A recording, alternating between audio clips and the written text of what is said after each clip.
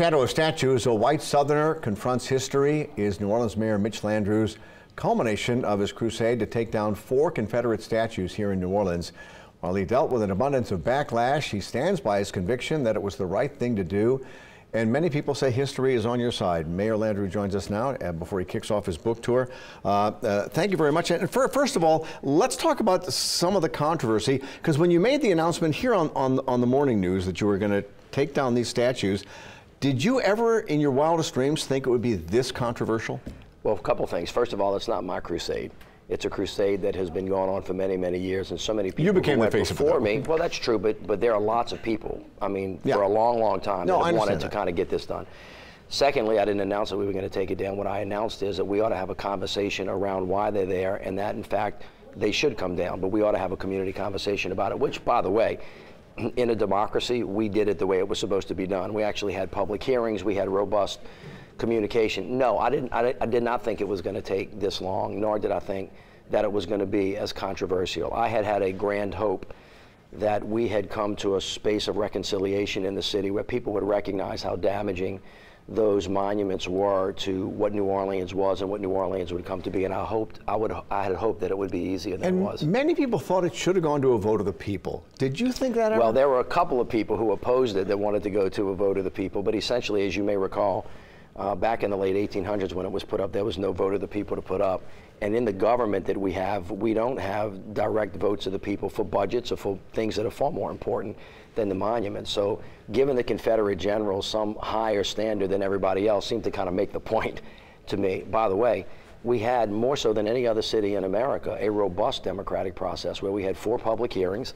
The legislature considered it. As you know, there were 7 court hearings and 13 judges decided. So on the federal, state, and local level, the executive, judicial, and legislative branches, the people have spoken, and that's the way democracy works. And then we saw other cities follow suit. Well, we saw a lot of other cities follow suit. Some of them took them down without any public hearings, without asking anybody. In Charlottesville, unfortunately, you saw the consequence of not being really careful.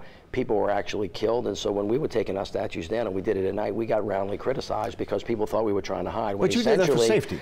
Well, it was all done for safety, because when you have a homeland security threat, and when you have death threats, and you have advice from both federal and local authorities that people can get hurt, you have to do things in a comfortable way. And you gave a speech to lay out why you were doing this, and it was very well written, very eloquently delivered. Were you working on the book at that time? Was that part of the book? No, it wasn't. I had never thought about writing a book about the monuments. I mean, if I wrote a book, I thought I was going to write about the rebuilding of a great American city, which is in and of itself a great story for the people of New Orleans and all of the sacrifices that the people made to bring the city back from how far we were behind after Katrina, Rita, Ike, Gustav.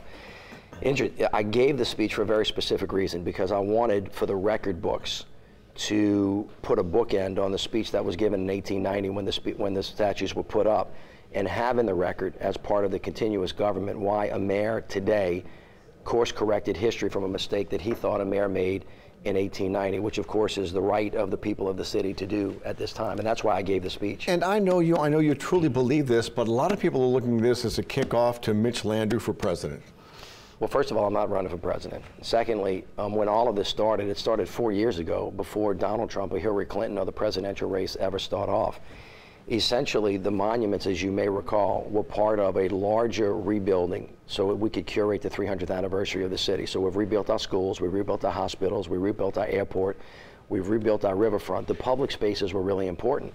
And when I asked Wenton to help me curate the 300th anniversary, he said, you really ought to think about those statues, and that's when I did.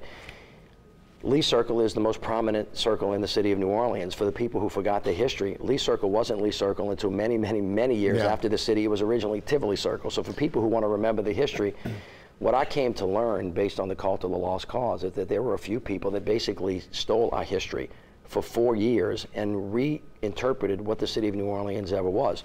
So as you may recall, when I gave my second inaugural address, I talked about rebuilding the city the way it should have been if we would have gotten it right the first time. And this was part of it, and it's all in the book. And that's what's part of it. It's all in the book. Mayor Landrieu, thank you very much. The mayor will have a book signing, a local book signing, on Sunday, March 25th at 1:30 at the Presbyterian. If you'd like more information or to RSVP, we have that on our website at WWLTV.com.